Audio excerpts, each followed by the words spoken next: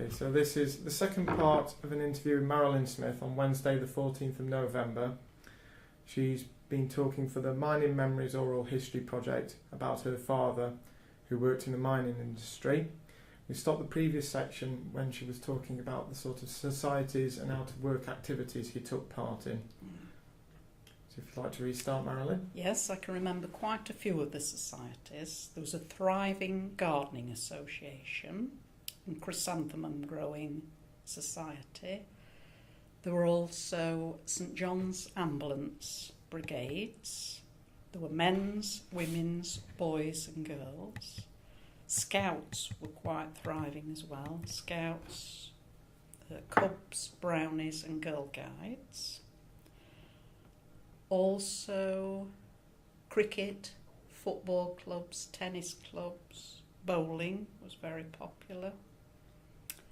And I think there was a sewing circle amongst the women of Cresswell where they'd have one teacher who would show them how to make clothing and furnishing, cushions and things like that. I remember my mum making.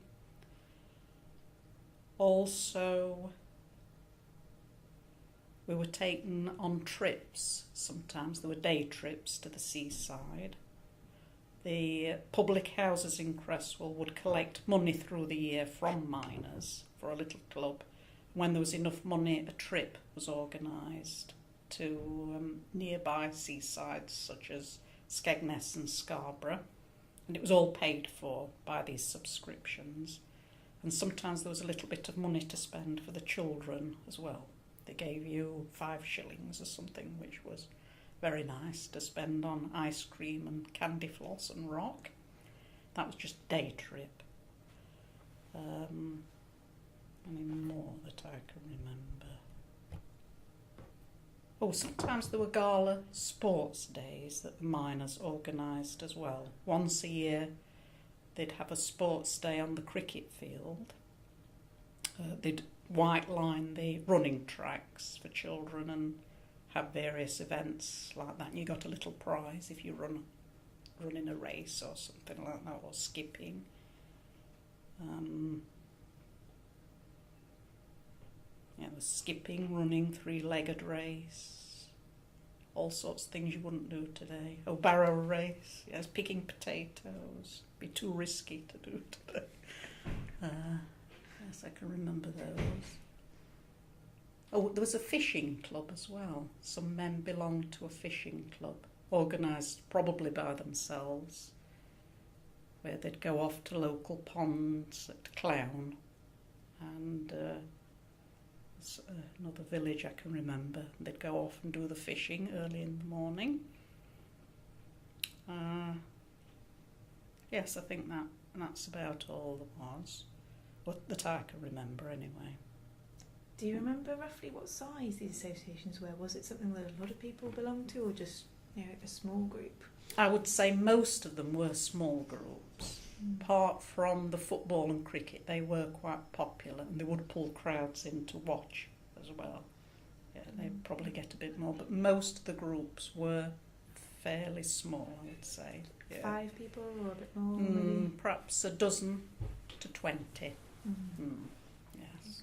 Probably no bigger than that, but I might be wrong. There might have been some big groups. But most men, especially in the mining industry, would meet in the pubs at the weekends. That was very popular. The pubs were always full. There'd be quite a few popular ones in Cresswell, and at night, and especially the weekends, they would all meet there for a drink and walk home together. And fish and chips. There was always a few fish and chip shops, and you had to have your fish and chips when you walked home. And there were evening institute classes as well, I can remember them. Run by the council, they were very good as well, where they teach keep fit, foreign language, needlework, car mechanics, all nice things like that were available. Because I remember my dad went to German classes at the Evening Institute and he enjoyed that and met a few friends that way. Oh, good. So do you find from memory that these activities and societies tended to disband as the mining industry discontinued in the area? Yes, I would say they did. Although by then I wasn't living in Cresswell, so I didn't know much about that. But I would say they mostly faltered then as the mining industry disintegrated, really. Yes. There's still a thriving social centre on Elmton Road where they do classes and activities, but I don't think it's anything like it used to be. The church hall used to be full nearly all the week with cubs and scouts and brownies and guides and church groups. And then the drill hall, as we used to call it, would be full as well. Oh, there was an amateur dramatics society there.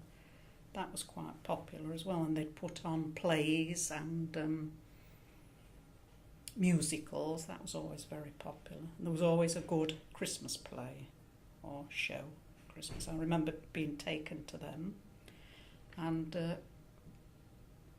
the miners' welfare as well, near the pit, they had a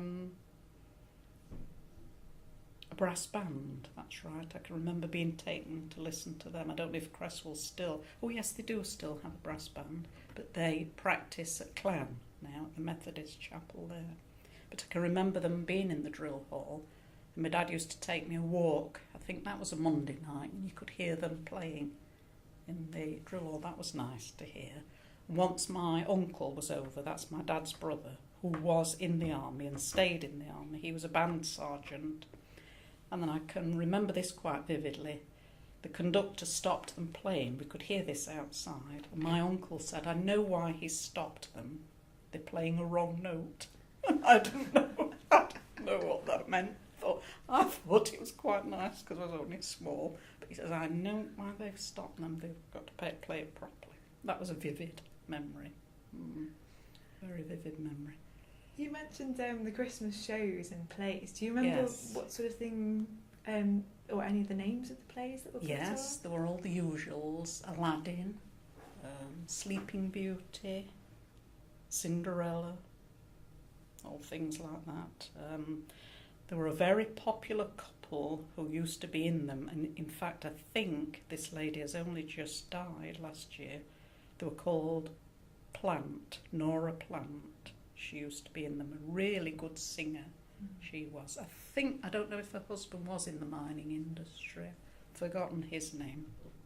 And if they were in it, we all used to flock to see them because they were really good, really beautiful singers. And even if it was just an evening of music and song and choral events, it was very, very nice. Really did enjoy that. They were the highlights of the Amateur Dramatics Society. Yes, we did like to see them. I think that was all. Yes, it was quite a thriving community then, and a close-knit community. Everyone knew everyone, and everyone knew everyone's business. Yeah. Can imagine that has its disadvantages and advantages. Yes, it did. Yes, you were all very worried if something terrible happened because of what the neighbours might think. It wasn't as free and easy as it is today. But generally happy, I would say.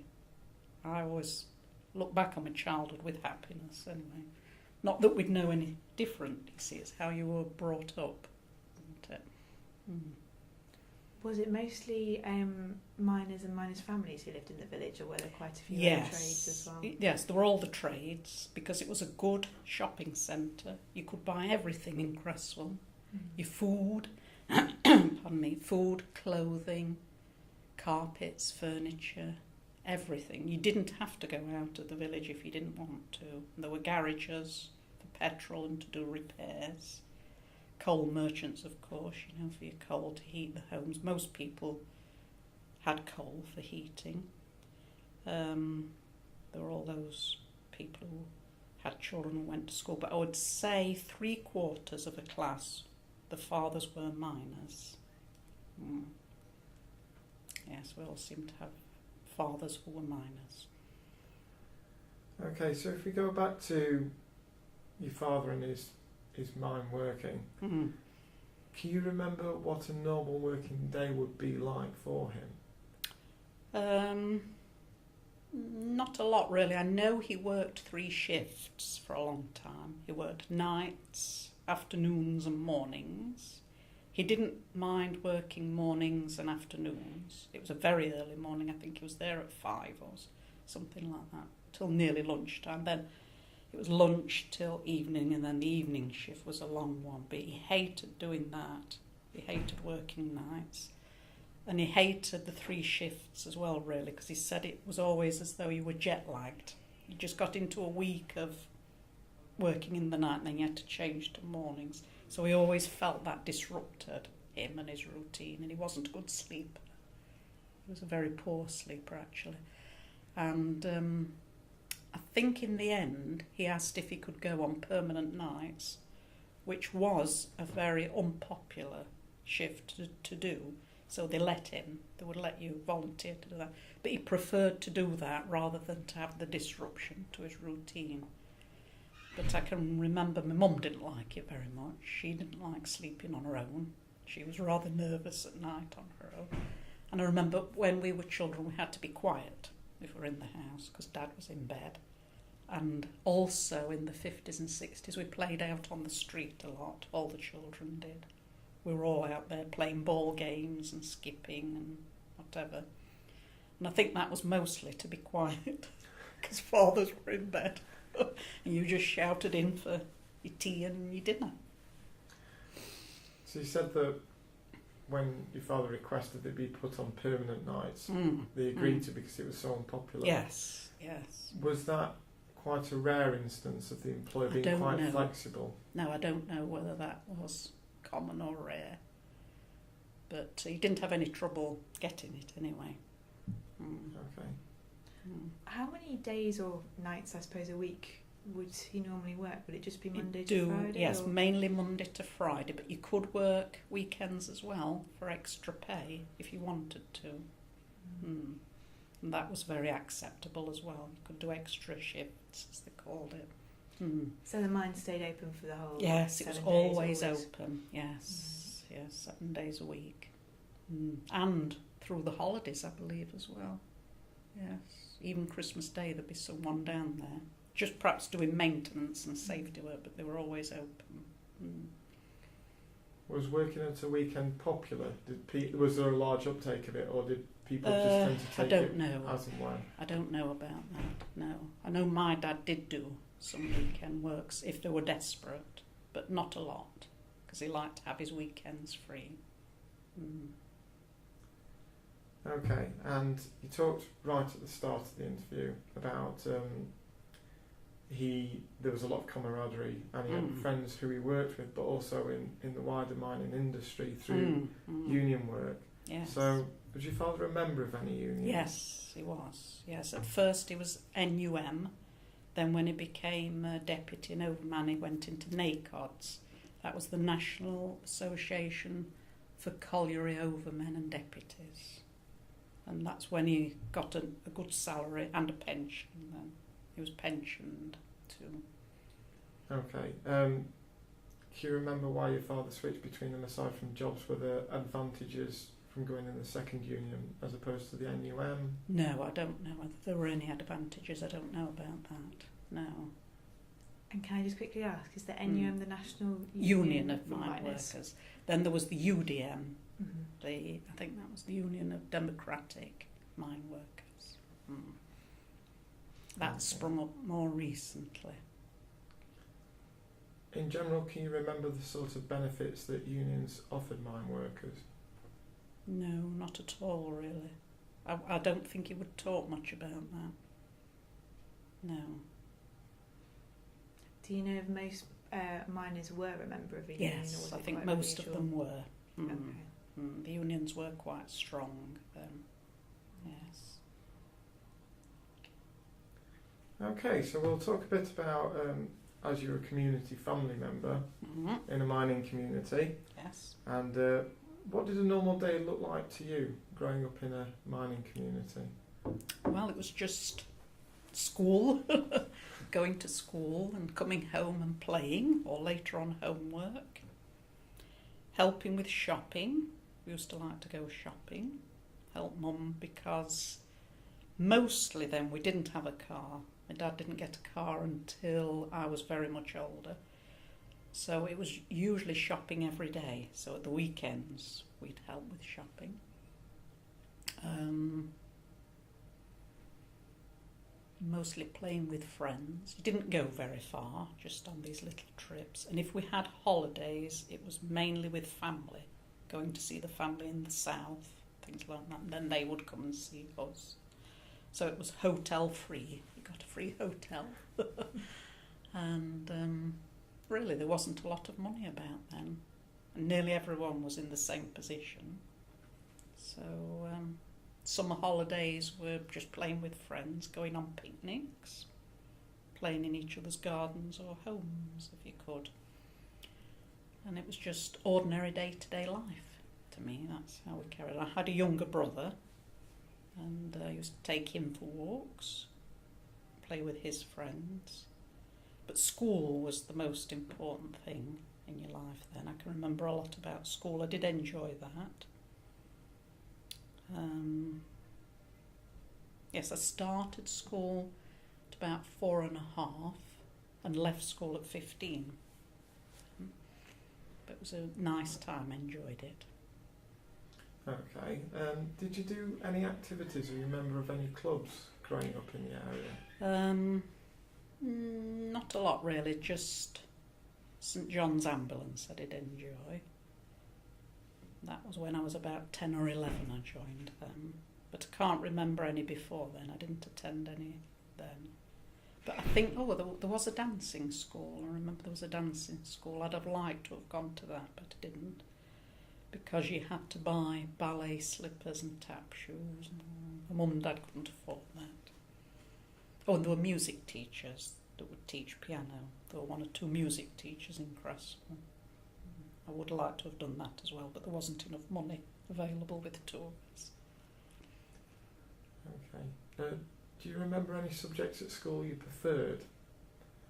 Yes, I always leaned to the arts. I liked English, art, history. At primary school in the afternoon we used to do something that we called topic. And that was, you took, say, a topic like this and studied it in your own time, really. It was quite free and easy when I think about it. You took a topic like another country, or rivers and mountains, or hospitals, things. You could study them yourself with library books and things like that, write essays on them. I really enjoyed that. And sometimes at school we had trips out to nearby Clumber Park, near Worksop, and Sherwood Forest. And once we went into Matlock for a trip out, and we were joining choral groups from other schools to put on a concert for people Matlock Way, and that was a big event as well. Were there any subjects you disliked at school?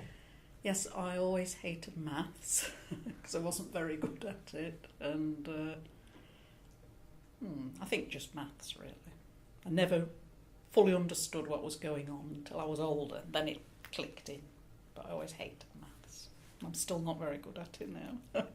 I can sympathise with that. You're the same. Do you remember among your friends or classmates or the wider community that you grew up in, what the attitude to education was? Mostly it was looked on as a good thing, and there really was a feeling with a lot of miners that my son is not going to go into this industry. You heard that so much as a child. My dad said it about my brother. He's not going down the pit. I always used to say that. But a lot of them did follow and did go down the pit. But I can remember that very vividly. My son is not going down the pit because it was very hard work. And in our case, my brother didn't want to go down the pit. He couldn't wait to get away fast enough.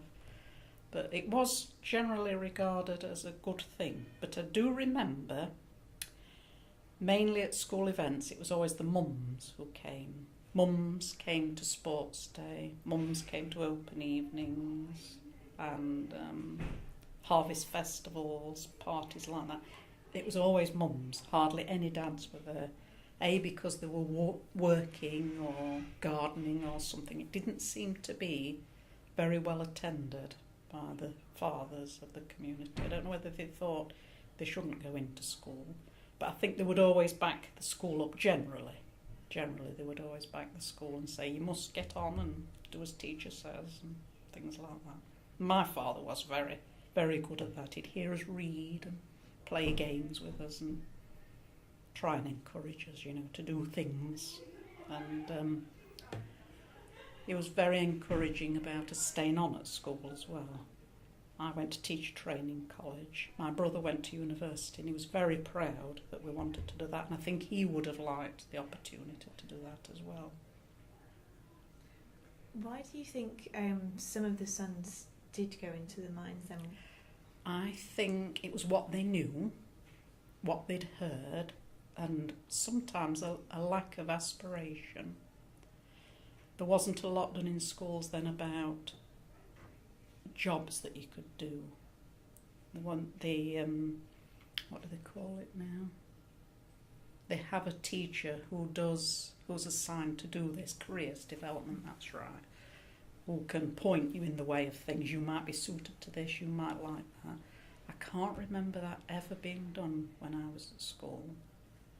And I think a lot of them just thought, well, I'll do this. My dad will get me in. I know what they're talking about. And I would say a lot of them just drifted into it. But some later on did go to college and got out of it as well. Got a better career with better prospects and not so much heavy, hard manual work. But there were quite a few who followed in the fathers' and grandfathers' footsteps. So was mining seen as perhaps not the best career move? Yes, generally I would say that, yes. It was seen as a heavy dirge to be got through, Yeah. And there was this very, very heavy message that my sons are not going to do this. And did the boys leave school at a similar age to the girls and then go straight into the mines? Yes, at 15. Yes, many of them at 15, which I thought even then was too young to know. I mean, I didn't know what I was going to do at 15. Did they have any particular training that they?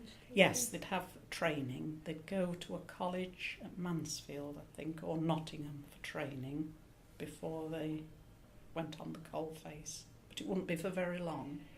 It would be learning from whoever was there and whoever took you under the wing. I think they learnt most from that. Some did quite well. They'd take an electrician's course, something like that, and often they branched out then into their own businesses. They'd got an electrician's or a plumber's certificate. They'd do something like that. But a lot did stay in for years and years. And I've remembered another good friend of my dad's, Ken Thompson, who was a lot younger than my dad. I think my dad took him on as a son. He's still alive in the village. And in fact, if he could contact him, he would be useful to talk to, because he was a miner from 15. I could later give you his address, actually. I'm still in touch with his wife. That would be brilliant, thank you. Okay, so talking about why people might go into mining, obviously it's one of the key available local industries. Compared with other jobs locally, how did the pay of miners compare? It was very good, actually, very good pay, and I think that's why a lot would go into it, because other jobs were quite poorly paid and other trades.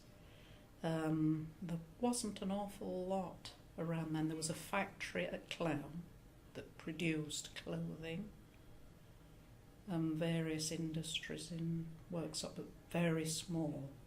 So the mining industry was a large industry, and it was generally very good pay, depending on what trade you did. But if you were at the coal face, you could earn really good money. And was coal face work paid highly by comparison, because I it was think more it unpleasant? was, yes, it was. Were there quite a lot of accidents? Yes. In the mines? Do you remember? Yes, you heard of quite a few. Yes, my dad didn't talk about them a lot, but he'd say so-and-so got his hand ripped today, or somebody got something on his foot, or a heavy coal fall or something like that. I remember perhaps half a dozen incidents a year, not to be hospitalised, but, you know, nasty things happened to people, crushed finger or things like that. It was quite dangerous. And of course the biggest danger was for the lungs. Pneumonicosis from the coal dust, and what's the other one? Anyway, that's what my dad got as well. He got very bad lungs from breathing in coal. Got very breathless. There's pneumonicosis and another one I've forgotten. But I think they were the biggest dangers in the mines, because they didn't always wear masks. You couldn't work with them really, because you were too hot and gasping for breath. Although I think they were supposed to wear them latterly, especially if you were in shot firing because of the dust. But that was one of the worst things. And the heat, I can remember my dad saying when he took sandwiches down for his lunch, they were always cooked. Whatever you took in on the heat, they'd be hot and horrible sandwiches. You wanted nice cold water, but that'd be warm and tepid as well, you know. But when they did come up, there was nice showers for them. You could take your own towels and soap. There were always nice showers before you went home, change into your ordinary clothes before you went home. And when there's a canteen as well, where you could have a meal, pit canteen, that was always very popular. Was that free, or did you have to pay? No, you had to pay, but it was heavily subsidised. Heavily subsidised. You could get a good breakfast, say perhaps half the price it would be in a cafe. And was there any sort of medical cover or insurance, anything like No, that? I that don't the think employers so. offered?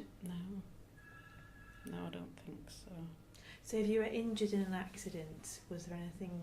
You just have to go on the usual social. There was nothing, I don't think, from the mines. Perhaps that's worth checking, but I don't think there was. No. But once my dad belonged to NACODs, you got your money, I think, paid for 3 months if you were sick or ill. But that was only for the overmen and deputies. Do you remember any instances where someone was injured in the mine and then were unable to work? I don't, no. No, I don't. Okay, so There might have been, but yes, but I don't remember that. No. You'd just probably have to find another job. Sometimes they would find you a job. They were called surface jobs, I think, like in charge of the lifts. They used to call them pit cages. Went in a cage to go there. Sometimes you'd find a light job like that, or maybe in the offices, or when they had ponies, sometimes older or injured men used to look after the pit ponies. But that was a long time ago. I can remember, but I can't personally remember any of those cases, but I know that did go on, that they found jobs like that, or they just got out of the mining industry altogether. And what did the pit ponies do? They were pulling and tousing big trucks of coal.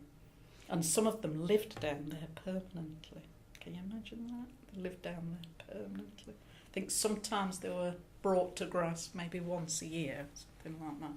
And there'd be, they were called, I forget what the men were called, smithies or blacksmiths, or something like that. And that was their job, to look after them, feed them and groom them and pull them about. But they used to pull the trucks and carriages for men as well before it all became mechanised. And then they were retired, poor little things. But I think my dad can remember them. He can remember the pit ponies when he first started. Yeah. Do you know roughly when it changed to mechanised rather than... Very early, I think in the 50s, yes. And also, that was a thing now, you've reminded me of that. My dad didn't like that either. Before then, I think up until the war, most of it was pick and shovel to get the coal out. But then in the 50s along came machinery, the big conveyor belts and big ripping, they were called ripping machines that used to go along and rip the coal out, and then they were to follow on and dig it out. But he said that was even worse than hand hewing, because then you had to keep up with the machine.